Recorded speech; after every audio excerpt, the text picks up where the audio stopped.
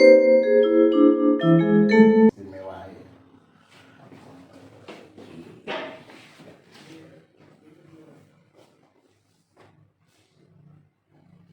Ini buku yang dulu di launching Mas dari buku kuliah keistimewaan Jogja. Yang dulu di launching. Ya.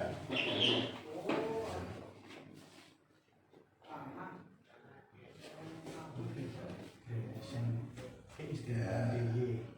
Maka kayak ini sebetulnya ya, itu surat ditindaklanjuti ya.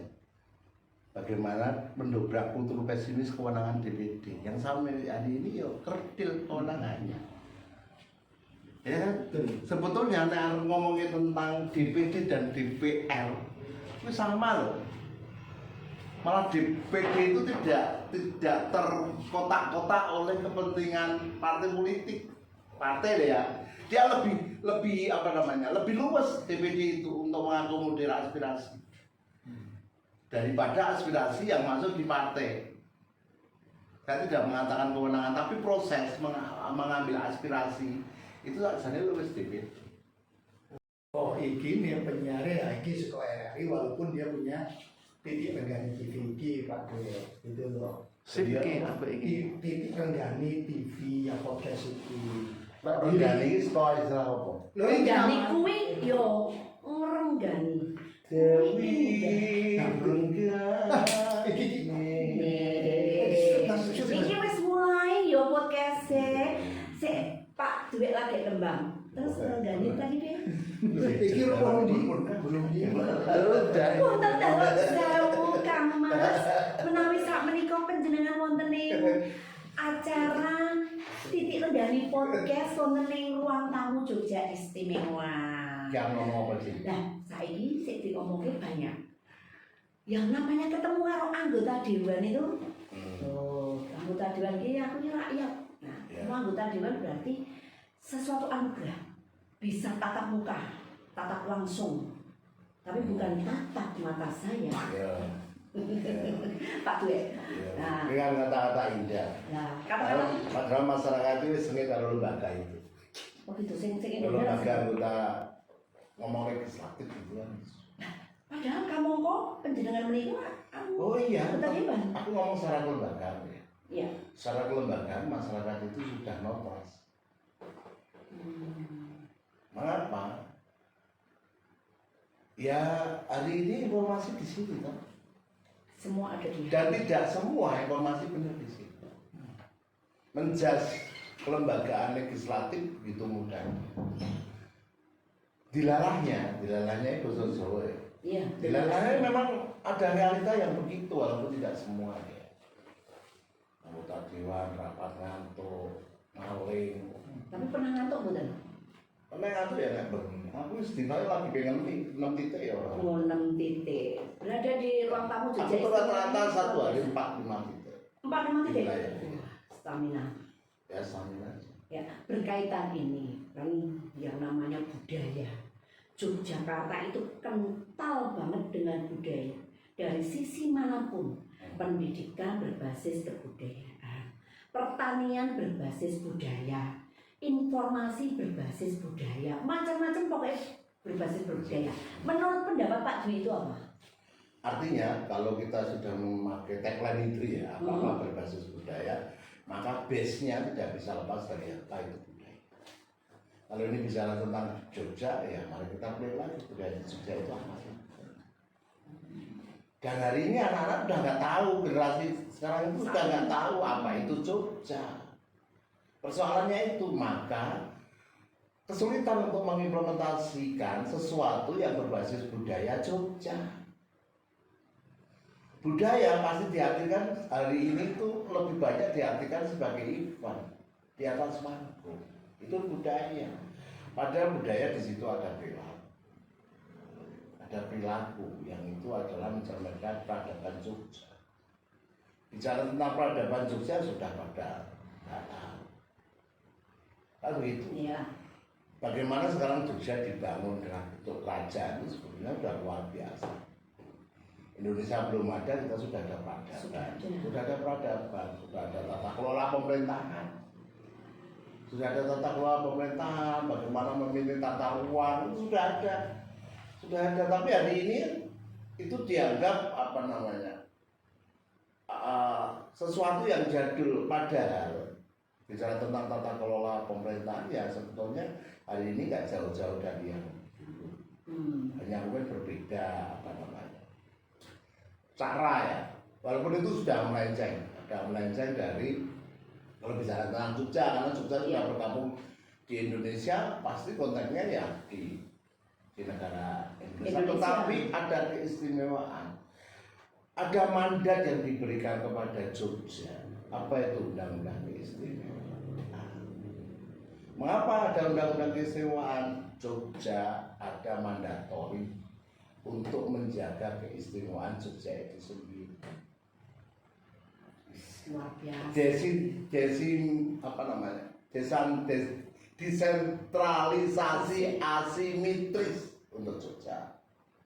Maka Jogja diberikan kewenangan untuk menjaga lokal wisdom Jogja. Apa bedanya dengan istimewa yang lain? Di Papua, di Aceh. Aceh dan Papua ada tengah waktu. Kapan berakhir? Jogja tidak. Nah, Oh, itu tidak. istimewanya. Itu istimewa. Apakah kita sudah menerjemahkan undang-undang istimewa ini secara benar? Nah. Besok kita diskusi itu. Karena ini panjang. Menarik Karena ini banget. panjang. Berarti butuh Dan ini waktu. pasti pro kontra. Ya, mungkin ada pertanyaan lagi. Ayo. Ya sampai ini mau ngobrol terus piye Pancasila saiki? Ya Pancasila ya. Nah, kan Pancasila karena itu sebuah mantra. juga. Pancasila itu mantra. Pancasila itu Mantra sebagai dasar negara. tapi Maka seluruh apa yang kita inginkan mantranya pakai itu. Dari masih. ada 5 sila itu. Saya ini sopo sing membacakan mantra itu supaya ini 1, 2, 3, 4, 5 pasal ini tercapai. Nah, Itu persoalan. Siapa? Karena ini ngomong kebijakan. Jadi seluruh kebijakan, seluruh regulasi pasti kiblatnya di sana. Mantranya di 1, 2, 3, 4. 1, 2, 3, 4, 5. Nah, siapa saya yang mampu membaca mantra itu tur mesti jos. Ming apal tok ning ora iso. Nah, itu jojo mengapa tanpa tidak bisa menindaklanjuti tanpa makna. Hmm. Lho. Lah saiki sapa sing kudu maca mantra? Pemerintah. Karena bicara tentang kebijakan. Pemerintah sih. Pemerintah dulu Bahwa harus membaca Pancasila ada personal regulasi mengatur kudu Pancasila kudu toleran dan sebagainya kan turunannya kan ada turunannya kan ada regulasi. turunannya regulasi. Masih regulasi. Asal sapa saiki ngomong sing gawe regulasi? Pemerintah. Di mana itu di legislatif dan eksekutif. Nah kok kayak ini? Oh berarti ada yang salah. Ini ada yang salah.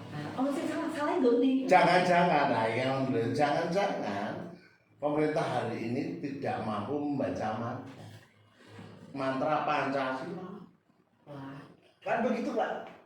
Pemerintah di situ ada personel yang namanya legislatif dan eksekutif. Apa yang salah menagi? Nah, Begitu kan? Jangan-jangan kita karena di legislatif eksekutif kan melalui proses demokrasi katanya demokrasi. Tapi jangan-jangan kita sedang memilih demokrasi yang salah. 1933 Muhammad Hatta sudah memperingatkan. Peringatan ini. Wes sesuk nek wis merdeka, hati-hati ya kowe milih demokrasi. Oh. Artinya apa? Demokrasi akan menjadi kunci untuk menciptakan dukun-dukun yang mampu membaca mantra itu tadi. Kira-kira perlu lah gambarannya. Betul? Iya. Nah, lalu demokrasi kita hari ini seperti apa sih? Gitu. Seperti apa, Pak?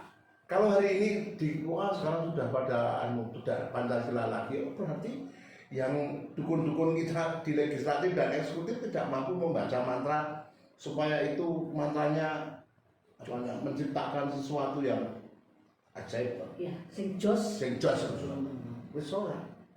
Berarti prosesnya mungkin proses demokrasinya yang salah. Prosesnya sing salah. Gitu loh. Ya kan? Ya hari ini kan AWD kagetan, wah pokoknya nyobos semua demokrasi. Oh iya. Main Plato paling sengit jenenge istilah demokrasi. Ya kan? Karena memilih seorang pemimpin tidak bisa dengan ukuran vote. Suara.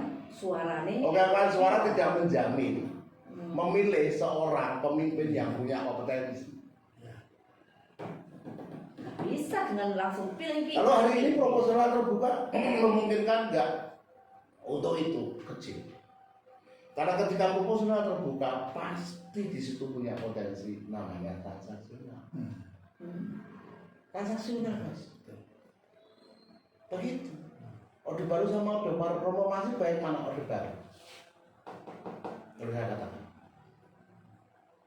ada apa namanya posisi partai jelas. Karena proporsional tertutup ya. Ya. Nah kalau proporsional terbuka di mana posisi partai? Partai hanya administrasi.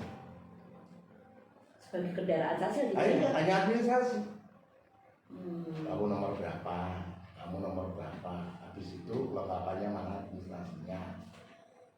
Oh serahkan KPU. Setelah itu yang menentukan jadi sama enggaknya siapa? KPU. Partai tidak mampu memilih apa namanya kadernya untuk bisa duduk di sana. Karena regulasinya begitu. Karena sesuai dengan hitungan-hitungan tadi ya. Ya walaupun partai bisa ya, pokoknya aku pilih ini kamu harus mundur, tapi pasti kontra. Masalah. Itu resisten. Ada tuntutan sanksi pasti. Maka hari ini kalau saya boleh mengkritisi dan salah dengan demokrasi. Tapi itu kan sudah lama terus ini. Ya dari akhirnya tahun ke tahun. betul, sudah lama dan kesalahan diulang-ulang menjadi kebenaran. Akhirnya Kesalahan diulang-ulang menjadi kebenaran. Maka ini yang paling bagus, sistem ini yang paling bagus. Dan kita tidak pernah memberikan kesempatan otak kita untuk berpikir gitu loh salah.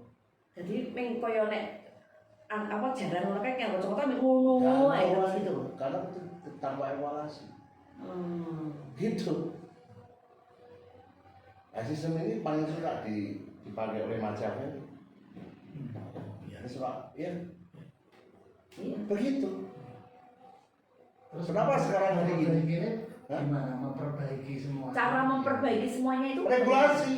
tetap kembali ke regulasi. Regulasi lagi. Ini kan diatur di dalam undang-undang pemilu, Pak. Undang-undang pemilu. Maka sebagai warga negara ya untuk membangun negara ini, mari kita cuci otak kita dulu. Ini apa yang salah kok bisa begini? Diresi isek, Iya. dan iso nopo Begitu loh. semuanya itu, gitu ya. Regulasi saya kira. Tapi regulasi yang tidak bisa disiasati. Regulasi kan produk politik. Betul, produk politik. Demokrasi itu politik. Eksekutif itu pejabat politik. Legislatif pejabat politik. Bertemunya pasti kompromi politik. Iya. Maka ada yang namanya politik anggaran.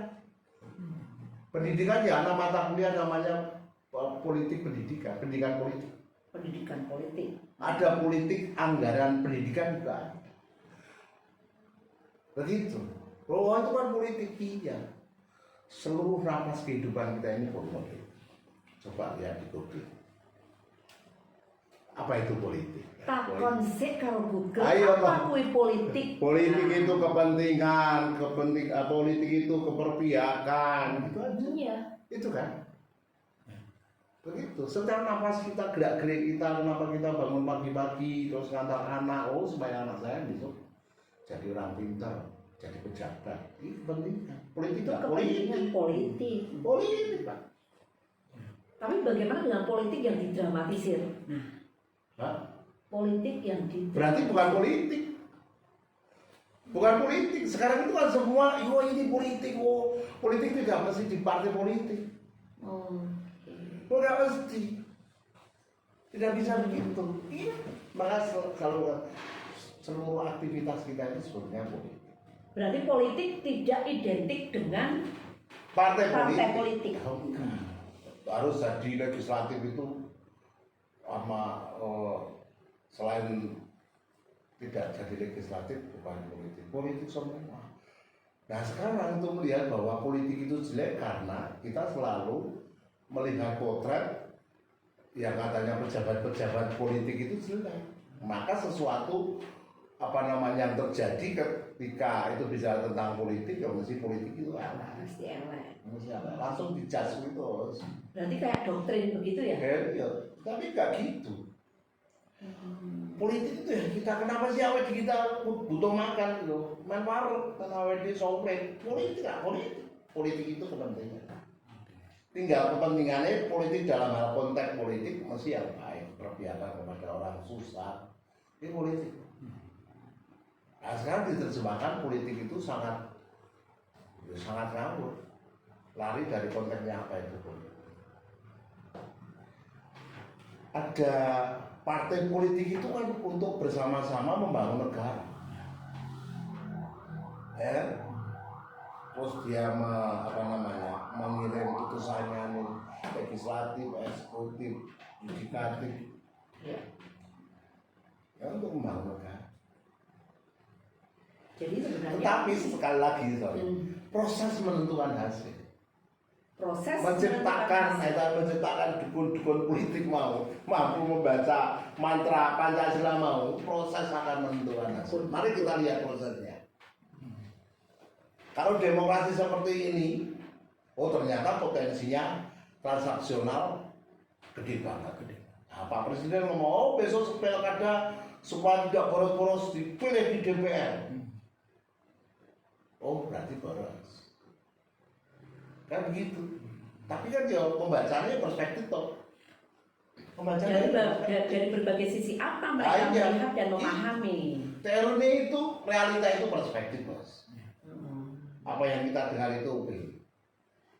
Apa yang kita dengar itu opini. Maka jangan taking justin dulu. Ya, pokoknya jangan ada kalau orang berbicara langsung opini kita langsung kayak ngono iki. Kayak ngono kuwi. Biasanya yang suka menghakimi dia tidak punya perspektif itu aja. Dia perspektifnya mesti main tipis cilik. Ya, memang perspektifnya ini kepentingan soko. Politik kepentingan. Itu kepentingan. Saya tidak mengatakan ini jelek, tapi kalau ini digunakan ngawur, sudah kiamat Anda. Berarti memang penggunaan itu tetap harus ini ya. Nah, iya, kenapa Australia sekarang sebelum umur 17 tidak boleh menggunakan? Berarti ada sesuatu. Iya. Ini rusak. Kalau ini dipakai sekarang anak-anak kecil sudah pakai ini, maka ini tidak pernah otak-otak anak-anak tidak pernah diberikan kesempatan untuk berpikir. Ngapain saya harus berpikir? Saya tanya langsung dijawab. Tinggal klik aja langsung muncul jawabannya. Tapi ya ini sekarang auto di box Siti, dia nggak tahu. Oke, luar biasa. Ini pembicaraan kita di ruang tamu Jogja Istimewa. Tentunya kita akan tunggu lagi Pak Du ini yang akan bercerita. Tadi masih banyak yang akan dibahas sampai mungkin berepisode-episode. Yang jelas tetap di ruang tamu Jogja Istimewa di Titik Tenggani Podcast. Matur nuwun Pak Dwi. Besok lagi kita lanjut ya. Oke, luar biasa. Salam istimewa.